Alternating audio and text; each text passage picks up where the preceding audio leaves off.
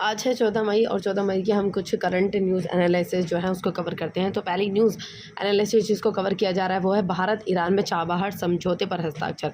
जो चाबहार जो पोर्ट है ये काफ़ी ज़्यादा इम्पॉर्टेंट है और जिसके वजह से भारत और ईरान जो है इनके बीच में समझौते पर हस्ताक्षर हुए, जिसकी वजह से चीन और पाकिस्तान को बड़ा झटका लगा है।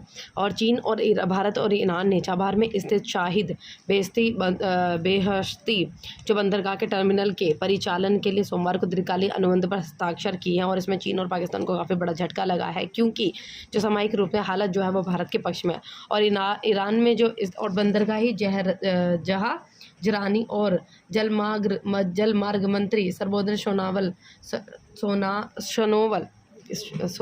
सोनावल की उपस्थिति में इंडिया पोर्ट्स ग्लोबल लिमिटेड और ईरान के ports and terminal maritime organisation ने अनुबंध पर हस्ताक्षर किए। यह एक पहला मौका है जब भारत विदेश में स्थित किसी बंदरगाह का प्रबंधन अपने हाथ में लेगा। और चाबहार जो बंदरगाह है वो ईरान के दक्षिण तट पर सिस्तान बलूचिस्तान प्रांत में स्थित है और इस बंदरगाह को भारत और ईरान मिलकर विकसित कर रहे हैं। और इस अवसर पर सोनावल ने कहा कि इस अनुबंध पर हस्ताक्षर के साथ हमने चाबहार में भारत की दीर्घकालिक भागीदारी की नींव रखी है। और उन्होंने ईरान के बंदरगाह मंत्री के साथ बैठक भी की और भारत क्षेत्रीय व्यापार खासकर अफगानिस्तान से संपर्क बढ़ाने के लिए चाबहार बंदरगाह जो है वो परियोजना पर जोर दे रहे हैं। और यह बंदरगाह अंतर्राष्ट्रीय उत्तर दक्षिणी परिवहन गलियारा जिसको कहते हैं INSTC परियोजना के एक प्रमुख केंद्र के तौर पर पेश किया गया है। सो ये इम्पॉर्टेंट हो जाता है, जिसमें चाबहार पोर्ट है उसमें जो बाउंड्रीज है वो कनेक्ट के कौन कौन से कंट्रीज से इसकी बाउंड्री कनेक्ट होती है वो इसमें क्वेश्चन पूछा जा सकता है। और मतलब ये है कि जो चाबहार पोर्ट है वो कहाँ पर स्थित है, इस तरीके का इंपॉर्टेंट क्वेश्चन आता है। तो भारत और ईरान के बीच में इस तरीके के जो हस्ताक्षर हुए हैं जिसकी वजह से दिल्ली और चीन और पाकिस्तान को काफ़ी बड़ा झटका लगा है, क्योंकि इसमें जो भारत है उसका काफ़ी ज़्यादा फायदा हो रहा है और भारत के पक्ष में है ये।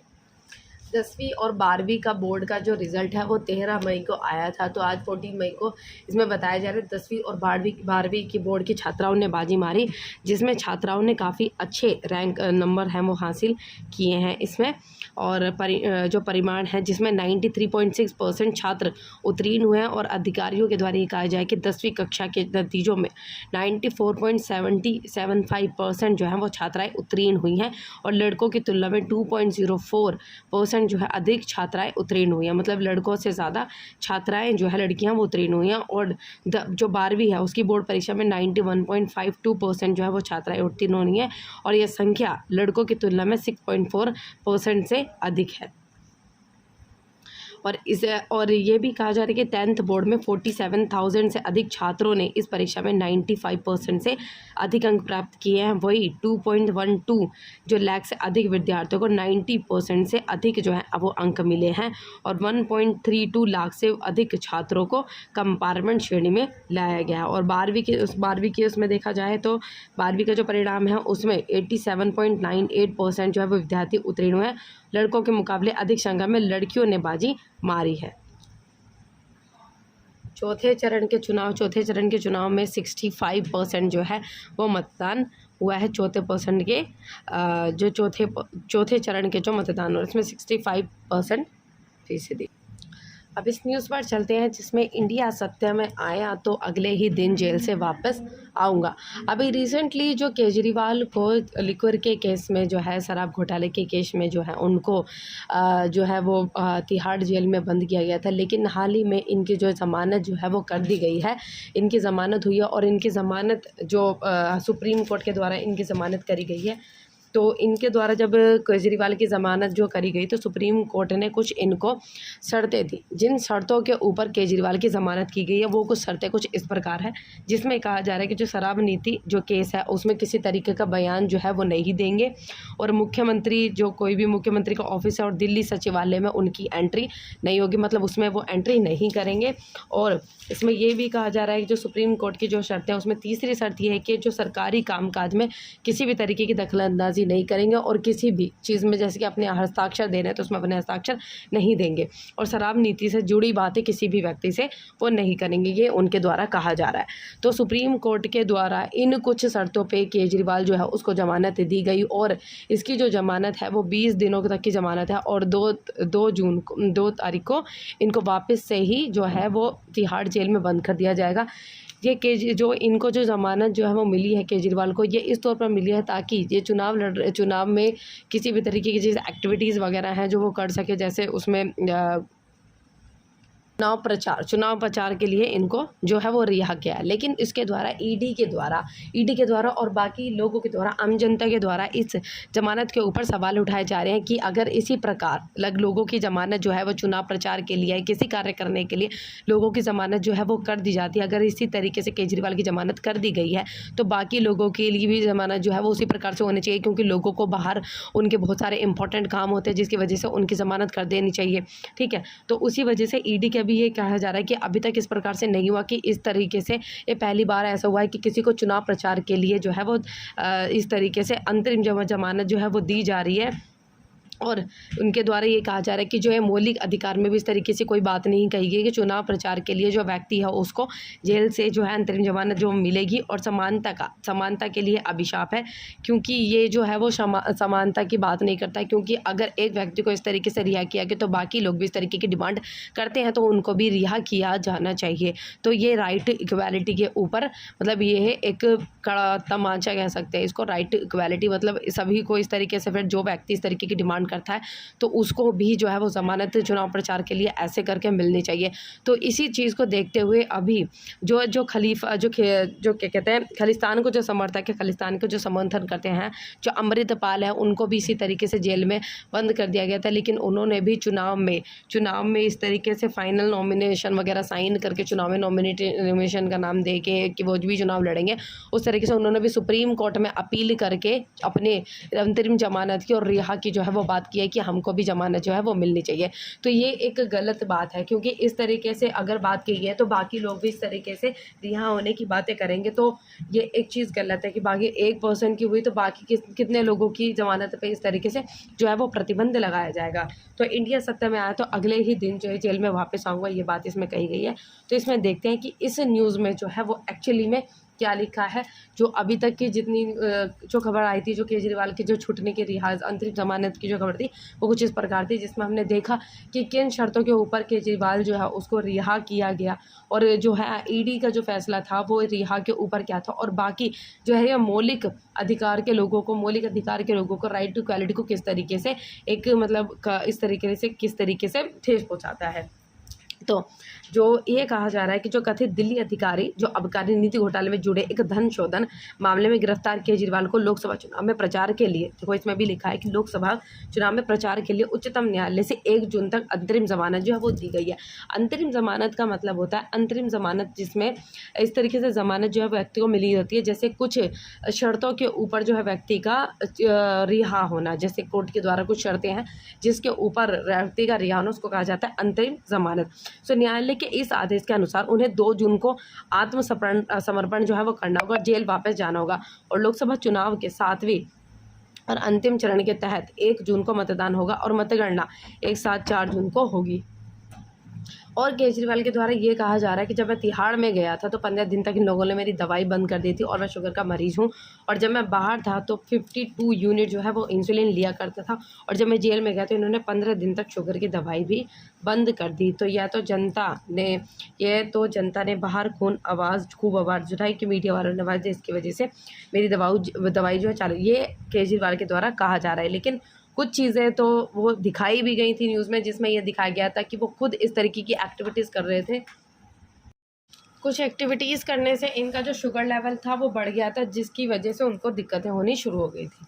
सो बस यही जो था इसमें केस जिसमें बताया गया था, जिसमें हमने काफ़ी सारी चीज़ें हैं डिस्कस की हैं। सो जो नेक्स्ट चीज़ है जिसमें हम पढ़ने वाले, जिसमें लिखा गया कि सीएम पद से हटाने का अनुरोध वाली जो है याचिका जो है वो खारिज कर दी गई है। तो सुप्रीम कोर्ट ने धन शोधन मामले में जो गिरफ्तारी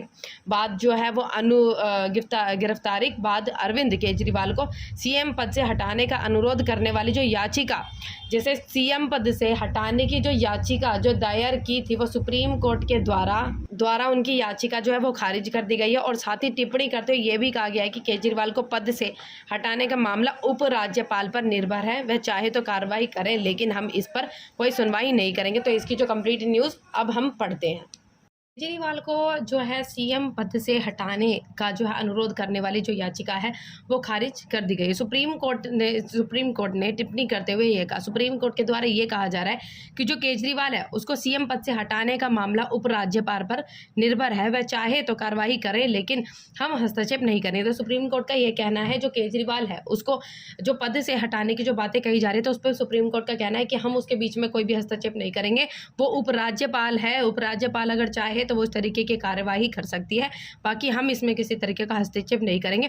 और इससे पहले उच्च न्यायालय ने केजरीवाल को हटाने की मांग को लेकर बार बार दायर की जा रही याचिकाओं पर 10 अप्रैल को नाराजगी भी जताई थी। और अदालत ने कहा कि एक बार जब उसने इस मुद्दे को निस्तारित कर दिया है तो यह कार्यपालिका के क्षेत्र में आता है, तो बार बार वाद जो है वो दायर नहीं किया जाना चाहिए, क्योंकि यह जेम्स बॉन्ड की फिल्म नहीं है। ये सुप्रीम कोर्ट के द्वारा, उच्च न्यायालय के द्वारा कहा गया, जिसके सिक्वल होंगे। और इसने अदालत को राजनीतिक मामले में शामिल करने की कोशिश के लिए केजरीवाल को पद से हटाने का अनुरोध करने वाले याचिकाकर्ताओं पर पूर्व आप विधायक संदीप कुमार की आलोचना की और कहा कि उन पर 50,000 रुपये का जुर्माना लगाया जा रहा है। इस तरीके की बातें जो कही जा रही, तो बार बार याचिकाएं जो है केजरीवाल को हटाने की याचिकाएं जो दाखिल करवा रहे थे। तो ये थी पूरी न्यूज़, जिसमें ये कहा जा रहा है कि जो केजरीवाल उसको सीएम से पद से हटाने की जो याचिका है वो कोर्ट के द्वारा जो खारिज है वो कर दी गई है। तो हम नेक्स्ट न्यूज़ की तरफ चलते हैं। नेहरू की गलतियों को लेकर पीएम जो है मोदी को जिम्मेदार ठहरा रही है कांग्रेस। जयशंकर के द्वारा ये कहा जा रहा है कि जो नेहरू की गलतियां हैं जिसकी वजह से जो पीएम मोदी को जिम्मेदार ठहरा रही है, कि जो गलती थी वो नेहरू ने की थी, उसके बावजूद, नेहरू की गलती के बावजूद वो पीएम मोदी को क्यों जिम्मेदार जो है ठहराया जा रहा है कांग्रेस के द्वारा। ये जयशंकर जी हैं विदेश मंत्री, उनका कहना है। तो उनका इस तरीके से कहना है कि कांग्रेस चीन पर टिप्पणी करते समय जो प्रथम प्रधानमंत्री जवाहरलाल नेहरू द्वारा की गई गलतियों के लिए प्रधानमंत्री नरेंद्र मोदी जी को जिम्मेदार ठहराती हैं और ऐसा दिखाती हैं कि उसका कोई दोष भी नहीं था। और लद्दाख और अरुणाचल प्रदेश में चीनी अतिक्रमण को लेकर जयशंकर ने कहा कि चीन ने 1958 और 1962 में भारतीय ज़मीन पर कब्जा किया था और कुछ पर तो 1958 में पहले कब्जा किया गया था। और कांग्रेस नेता जो राहुल गांधी पर निशाना साधते हुए जयशंकर ने कहा कि अपने ही सुरक्षा बलों का मनोबल गिराना बहुत ही दुखद बात है। और ये भी कहा कि जब आप कहते रहते हैं कि चीन ने ज़मीन ले ली, तो वह ज़मीन तो 1962 में ही चली गई थी। तो इस चीन और भारत के संबंधों में असहजता देखी जा रही है और खासकर जून 2020 की गलवान घाटी की घटना के बाद रिश्तों में गतिरोध जो है आया, और जब चीनी और भारतीय सैनिक आपस में भिड़ गए थे, जिसके परिणाम स्वरूप दोनों पक्षों के सैनिक हताहत हुए और तब से भारत चीन संबंध असामान्य स्थिति में है। लोकसभा के बदलते रंग, जिसमें कहा जा रहा है कि लोकसभा के जो चौथे चरण के चुनाव है उसमें जो चौथे चरण के चुनाव है वो संपन्न हुआ। इस चरण में 96 लोकसभा सीटों पर चुनाव संपन्न हुआ है, जिसमें 10 राज्यों में केंद्र शासित क्षेत्र की सीटें शामिल हैं और इसके साथ ही आंध्र प्रदेश की 175 विधानसभा सीटें और 25 लोकसभा सीटों पर भी इस चरण में चुनाव संपन्न हो गए। और साथ ही लगते तेलंगाना की 17 लोकसभा सीटों पर भी इस चरण में चुनाव संपन्न हुआ, जबकि उत्तर प्रदेश की 13 लोकसभा की सीटों पर इस चरण में चुनाव जो है वह संपन्न हुआ है। और चौथे चरण के आते आते यह भी देखा जा रहा है कि चुनावी मुद्दे भी बदल रहे हैं और भाजपा जहां एक तरफ कश्मीर के मुद्दे को मुख्य मुद्दा बनाना चाहती है, वहीं कांग्रेस और इंडिया गठबंधन महंगाई व रोजगारी से लेकर संविधान को मुख्य मुद्दा बनाए रखना चाहती है। और भारत की संसद और 1992 में भी प्रस्ताव जो है वो पारित कर चुकी है कि यह राज्य भारतीय संघ का अटूट व अभिन्न अंग है। ये इसमें कहा जा रहा है कि जो भाजपा है वो ये सवाल पूछ रही है कि कांग्रेस पार्टी इस मुद्दे पर अपनी राय बताए, और कांग्रेस पार्टी का यह भी कहना है कि यह कोई मुद्दा नहीं है, क्योंकि पूरी दुनिया जानती है कि संपूर्ण जम्मू कश्मीर भारत का ही अभिन्न अंग है और यह प्रस्ताव सर्वसम्मति से पारित हुआ था, अतः इसे शक की कोई भी गुंजाइश नहीं है। और जम्मू कश्मीर में धारा 370 को समाप्त किए जाने को भी भाजपा एक मुद्दा बना रही है। और इस चरण में जो है वो उड़ीसा की 25 विधानसभा सीटों पर ही चुनाव होंगे और उड़ीसा विधानसभा की सदस्य शक्ति 141 है और अब लोकसभा चुनाव के 3 चरण और शेष रह गए हैं। वोट के अधिकार में वोट ना देना भी शामिल, क्या कहता है नियम। तो इसमें देखेंगे जो वोट का राइट टू वोट का जो अधिकार है उसमें वोट ना देना भी जो है वो शामिल है। इसके द्वारा ये कहा जा रहा है कि चुनाव में हर एक वोट कीमती होता है, नागरिकों के वोट से ही देश का भविष्य तय होता है। जो चुनाव है उसमें हर एक व्यक्ति की जो वोट है उसको इक्वल इम्पोर्टेंस दी जाती है और जो नागरिकों की वोट से ही देश का भविष्य तय होता है कि जो नागरिक वोट देंगे उसी से ही देश का भविष्य तय होगा कि जो नागरिक वो अपने हिसाब से उस व्यक्ति को वोट देते हैं जिसको वो मतलब हिसाब से समझता है कि कौन व्यक्ति जो है वो रूल करना चाहिए, किस व्यक्ति जो है वो किसका शासन जो है वो इस प्रकार से चलना चाहिए, मतलब कौन व्यक्ति के जिसके रूल्स रेगुलेशन चले। तो उस हिसाब से जो व्यक्ति है उसके हिसाब से ही भविष्य जो है वो आगे का डिसाइड किया जाता है। तो चुनाव में ज़्यादा से ज़्यादा लोग वोट करें, इसलिए चुनाव आयोग और प्रशासन हर संभव कोशिश करते हैं। हालांकि representation of the people act 1951 के नियमों में वोट देने और ना देने दोनों को चुनावी अधिकार का दर्जा है वो दिया गया है और इसके सेक्शन 79D में मतदाताओं को वोट ना देने को चुनावी अधिकार जो है वो कहा गया है। और लोकसभा चुनाव होने में अब कुछ ही दिन बचे हैं। चुनाव होने में कुछ ऐसे में चुनाव आयोग ने संकल्प लिया है कि वह लोगों को अपने मताधिकार का प्रयोग करने के लिए मतदान केंद्रों तक लाने में कोई कसर नहीं छोड़ेगा। लेकिन वो क्या आपको पता है कि आप मतदान केंद्र पर पहुंचने के बाद भी वोट डालने से मना कर सकते हैं। और हम नोटा की बात नहीं कर रहे हैं, हम यह अधिकार नोटा से अलग है।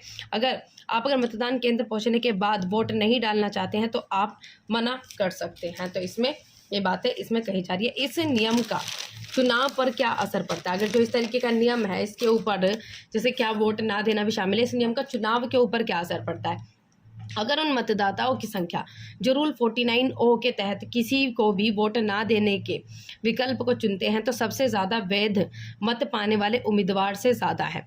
तो ऐसे मामलों में क्या होगा? चुनाव आयोग के 2008 के एक नोटिफिकेशन में इस सवाल का जवाब दिया गया और चुनाव आयोग के मुताबिक ऐसे मामलों में फिर से उस सीट पर चुनाव नहीं कराए जाएंगे और जिस उम्मीदवार को सबसे ज़्यादा वैध मत मिलेंगे वह विजेता घोषित कर दिया जाएगा। और बता दें कि पिछले चुनाव में पूरे देश में करीब 1389 मतदाताओं ने मतदान केंद्र पर पहुंचने के बाद वोट नहीं डालने का फैसला लिया था। तो मतलब ये क्वेश्चन किया जा रहा है, अगर जैसे कि चुनाव में जैसे उसमें ज़्यादा अगर इस तरीके की वैध मत हैं वो ज़्यादा हो जाते हैं, जैसे किसी ने किसी भी चीज़ पे वोट नहीं दिया तो उसमें किस व्यक्ति को जब वो चुना जाएगा, तो इसमें कहा जा रहा है उस व्यक्ति को चुना जाएगा जिस व्यक्ति को उन जितने भी लोग इसमें सबसे ज़्यादा वोट जिसको मिली है।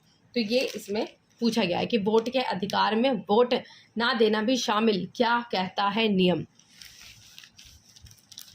ऐसी होती है प्रक्रिया। अब किस तरीके की प्रक्रिया होती है, इसमें कहा जा रहा है कि जो कंडक्ट ऑफ इलेक्शन रूल्स के नियम 49O का जो नियम पीठासीन अधिकार को निर्देश देती है कि एक बार जब कोई मतदाता अपने परिचय पत्र सत्यापित होने के बाद केंद्र के अंदर मतदान करने से इनकार कर दे तो अधिकारी जबरदस्ती नहीं करता। अगर कोई व्यक्ति जो है वो मतदान करने से इनकार कर दे तो कोई भी अधिकारी जो है वो उसके साथ ज़बरदस्ती नहीं कर सकता कि तुमको वोट देनी ही है, बल्कि फॉर्म 17A में इस बात का उल्लेख करेगा और मतदाता के हस्ताक्षर या अंगूठे का निशान जो है वो लगवाएगा। दरअसल EVM जिसको कहते हैं इलेक्ट्रॉनिक वोटिंग मशीन में बटन दबाकर मतदान देने से पहले हर वोटर को एक प्रक्रिया पूरी करनी होती है। जब कोई वोटर पोलिंग बूथ पहुंचता है तो वोट देने से पहले पोलिंग ऑफिसर फॉर्म 17A में वोटर का इलेक्टोरल रोल नंबर जो है वो दर्ज करता है। इसके बाद वोटर भी उसको साइन करता है। लेकिन अगर कोई व्यक्ति फॉर्म 17A में अपना नाम रजिस्टर कराने के बाद वोट देने से मना कर दे तो उसे ज़बरदस्ती वोट देने के लिए मजबूर नहीं किया जा सकता। और ऐसे मामलों में मतदाता अपने चुनावी जो नंबर रजिस्टर कराने के बाद प्रिसाइडिंग ऑफिसर के पास जाता है और उसे सूचित करता है कि वो किसी भी उम्मीदवार के पक्ष में मतदान नहीं करना चाहता। तो ये है वोट के अधिकार में वोट ना देना भी शामिल, क्या कहता है नियम, उसकी पूरी न्यूज़। 14 मई की हिस्ट्री के बारे में जानते हैं कि 14 मई की ऐसी क्या क्या चीज़ हुई थी कि इस डेट को इतिहास में याद किया जाता है। जो 14 मई को पहली बार किसी व्यक्ति ने हवाई जहाज़ में जहाज में उड़ान भरी थी। सो अतीत के ये भी 14 मई को अनेक इस तरह की घटनाएं हुई थी। तो आज के दिन 1610 में फ्रांस में हेनरी जो फोर्थ की हत्या और लुइस जो है वो लुइस 13 फ्रांस की जो है गद्दी पर बैठा था। और 1702 में नीदरलैंड और इंग्लैंड में स्पेन और फ्रांस के खिलाफ युद्ध की घोषणा की गई थी। थॉमस एडिसन 1879 में यूरोप की एडिसन टेलीफोन कंपनी से जुड़े थे। 1908 में पहली बार किसी व्यक्ति ने हवाई जहाज से उड़ान भरी थी, मोस्ट इंपॉर्टेंट। देन 36,000 पर्शियन यहूदी को 1941 में गिरफ्तार किया गया था। देन 1948 में इजराइल ने ब्रिटेन से स्वतंत्रता की घोषणा की।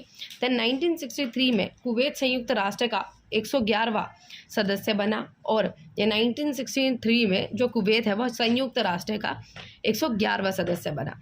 और अमेरिका के सुप्रीम कोर्ट ने 1973 में सेना में महिलाओं के समान अधिकार को मंजूरी दी। नासा ने 1981 में स्पेस व्हीकल S-192 लॉन्च किया था। और भारत रूस के बीच 2010 में रक्षा, परमाणु ऊर्जा, अंतरिक्ष विज्ञान एवं प्रौद्योगिक, हाइड्रोकार्बन जो है व्यापार एवं निवेश जो है आदि में 22 समझौते हुए। और इसराइल की जेलों में बंद 1500 फिलिस्तीनी कैदी 2012 में भूख हड़ताल समाप्त करने पर सहमत हुए।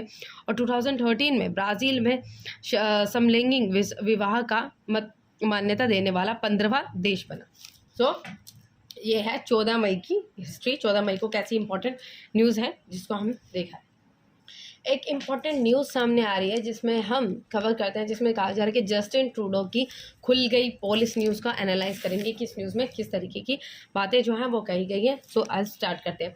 अब सवाल ये है कि जस्टिन ट्रूडो की क्या ऐसी मजबूरी है कि वो खालिस्तानी आतंकियों के समर्थन में खड़े।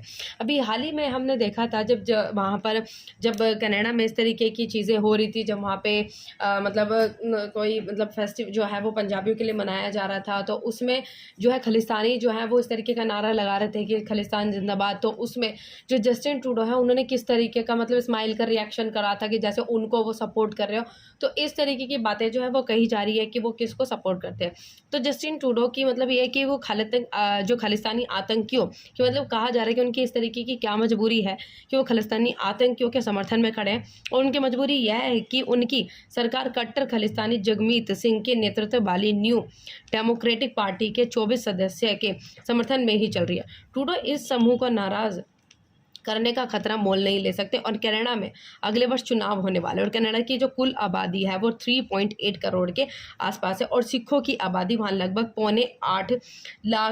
8.8 लाख के लगभग है। और यानी सिख आबादी का लगभग 2% है जो सिख है, जैसे टोटल पॉपुलेशन है उसकी टोटल पॉपुलेशन का जो सिख है वहाँ पे सिर्फ 2% है। और सर्वेक्षणों में जस्टिन ट्रूडो की लोकप्रियता कम हो रही है। तो ये कहा जा रहा है कि जो है कि इलेक्शन जैसे वहाँ पे होने वाले चुनाव, तो अपने आप को जिताने के लिए और जैसे उसमें कहा जा रहा है जो कनाडा की जो टोटल आबादी है उसमें 3.8 करोड़ है और उसमें जो सिर्फ सिख है उनकी आबादी जो है वो सिर्फ 2% है उसमें से। तो वो उसमें जैसे उनको सपोर्ट कर रहे हैं जिसकी पॉपुलेशन ज़्यादा है। तो कनाडा में खालिस्तानी आतंकी हरदीप सिंह निज्जर हत्याकांड के बाद भारत कनाडा संबंधों में तनाव बना हुआ है। और कनाडा के जो प्रधानमंत्री जस्टिन ट्रूडो द्वारा भारत पर अनगढ़ आरोप लगाए जाने के बाद भारत की तीखी प्रतिक्रिया से कनाडा के तेवर भले ही ठंडे ना हुए हों, लेकिन पूरे घटनाक्रम में जस्टिन ट्रूडो की पोल खोल कर रखती है। और निज्जर जो है वो हत्याकांड में कनाडा पुलिस ने चौथे आरोपी अमनदीप सिंह को गिरफ्तार किया। और इससे पहले कनाडा पुलिस ने एडमंटन में 3 भारतीय नागरिकों करण वराल, कमलप्रीत सिंह और करणप्रीत सिंह को गिरफ्तार किया था। निज्जर हत्याकांड को लेकर पहले ही यह कहा जाता रहा है कि हत्याकांड जो गैंगस्टरों की आपसी लड़ाई का जो है वो बुनियाद है। पिछले साल नवंबर में अमेरिकी फेडरल अधिकारियों ने एक भारतीय नागरिक पर अभियोग लगाया था कि वह भारत सरकार के एक अधिकारी के साथ मिलकर पन्नू की हत्या की साजिश जो है वो उसमें शामिल था। और भारत ने पहले इस मामले की जांच के लिए एक कमेटी का गठन किया था और अमेरिकी सरकार से भी इस संबंध में चर्चा हुई थी। और विदेश मंत्री एस जयशंकर ने संसद को यह भी बताया था कि ऐसी जांच की जरूरत इसलिए है क्योंकि यह मामला राष्ट्रीय सुरक्षा से जुड़ा है। और भारत के इन आतंकवादियों के खिलाफ कड़ी कार्रवाई करने का अनुरोध किया जाने के बावजूद कनाडा अमेरिका ने कोई भी कार्रवाई नहीं की। जो भारत ने आतंकवादियों के खिलाफ कड़ी कार्रवाई करने का अनुरोध किया और उसके बावजूद भी जो कनाडा है और अमेरिका है उसके द्वारा कोई भी कार्रवाई नहीं की गई। और जो कनाडा है और जो अमेरिका है उसकी सरकारों और पश्चिम मीडिया द्वारा इनकी जो पैरोकारी ही की जाती रही है और बल्कि प्रत्यक्ष या परोक्ष रूप से इन्हें संरक्षण भी दिया जाता। और पिछले माह की जो कनाडा, जिसमें ये जब कनाडा में जो खालसा दिवस जो है वो मनाया जा रहा था, तो उस टाइम पे जब जस्टिन ट्रूडो की मौजूदगी में खालसा दिवस पर खालिस्तानी के समर्थन में नारे लगाए गए थे और वो उन्होंने भी इस्माइल का रिएक्शन जो है वो दिया था। तो अभिव्यक्ति की स्वतंत्रता के नाम पर भारत विरोधी समूहों को इस तरह की गतिविधियां करने की छूट देना अच्छी बात नहीं है। तो ये कहा जा रहा है कि जो अभिव्यक्ति की स्वतंत्रता के नाम पर, कि मतलब लोगों की जो स्वतंत्रता है कि वो जैसे वो मतलब नारे लगा रहे हैं, तो उसके नाम पर जो भारत है, जो भारत के जो विरोधी समूह हैं उनको प्रोत्साहन करना जो है वो एक अच्छी बात नहीं है।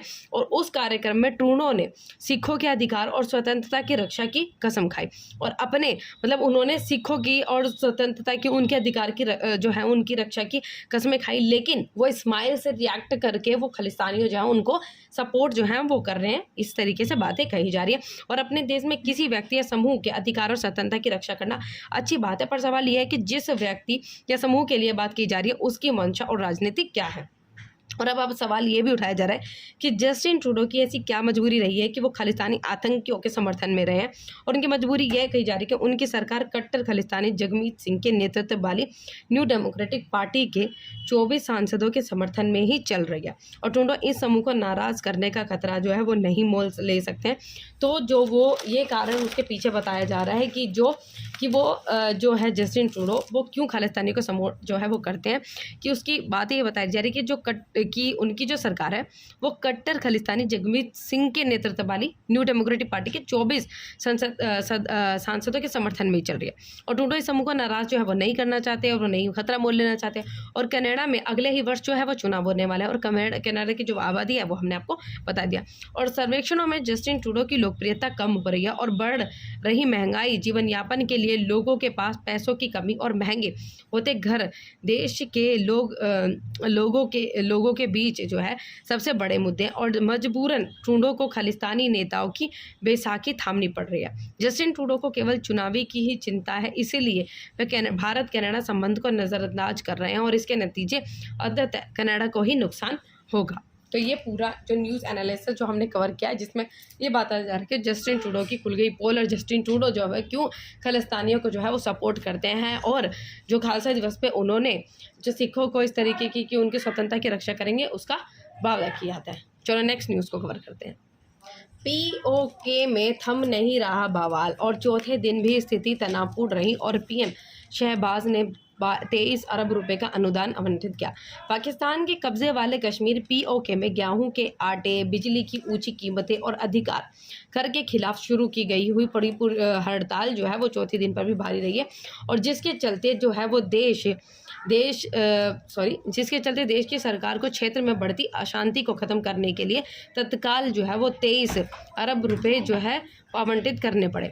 और विवादित क्षेत्र में शनिवार को ही पुलिस और मानवाधिकारी आंदोलन के कार्यकर्ताओं के बीच झड़पें हुई हैं। और पाकिस्तान के प्रधानमंत्री शहबाज शरीफ के द्वारा ये कहा जा रहा है कि स्थिति को लेकर काफ़ी चिंतित है और उन्होंने प्रदर्शनकारियों और क्षेत्रीय सरकार के बीच गतिरोध समाप्त करने के बाद क्षेत्र के तत्काल 23 जो है वो क्षेत्र के लिए तत्काल 23 अरब रुपए प्रदान करने को सोमवार को मंजूरी दी है।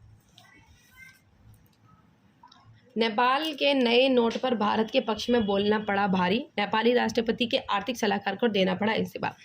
जो है नोट में 3 भारतीय इलाकों को प्रदर्शित किया गया है।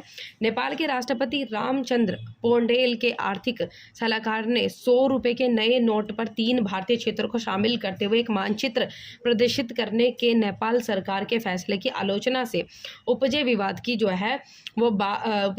के बाद पद से इस्तीफा दे दिया और भारत पड़ोसी देश के इस कदम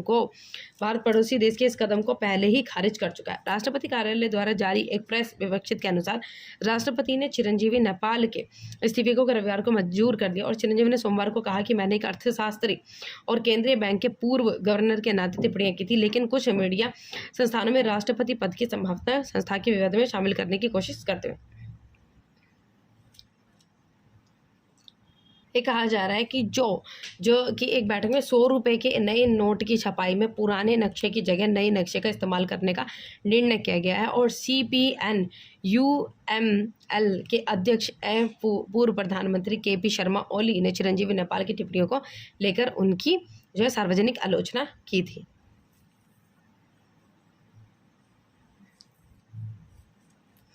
और ये भी कहा जा रहा है कि नेपाल के नक्शे के साथ अनुसार नेपाल के नक्शे के साथ 100 रुपये के नए नोट छापने के सरकार के फैसले के खिलाफ अपनी टिप्पणियों को लेकर चिरंजीवी को हटाने की मांग की थी। और जंग के बीच पुतिन ने रक्षा मंत्री को बर्खास्त किया। शेंगई शोइगु की जगह आंद्रोई बोलिसोव होंगे नए रक्षा मंत्री। ये जंग के बीच पुतिन जो है उन्होंने रक्षा मंत्री जो है उनको चेंज किया गया है। पुतिन ने 68 वर्ष से शोइगु को रूस की शक्तिशाली सुरक्षा परिषद का प्रमुख नियुक्त जो है वो किया है। और पिछले महीने शोइगु की डिप्टी तिमुर इवानोव को रिश्वतखोरी के आरोप में गिरफ्तार भी किया गया था। और रूसी मीडिया के मुताबिक इवानोव पर 1 मिलियन रूबल की रिश्वत लेने का आरोप भी लगाया गया था। सो ये है आज की न्यूज़। जो कुछ न्यूज़ इंपॉर्टेंट लगी हमने उसको इस न्यूज़ की वीडियो में करंट अफेयर्स की इस वीडियो में कवर किया है। सो अगर आपको वीडियो पसंद आई हो तो प्लीज़ हमारी वीडियो को लाइक करें, चैनल को सब्सक्राइब करें और प्लीज़ अगर किसी तरीके का कोई डाउट हो सो प्लीज़ कमेंट कीजिए।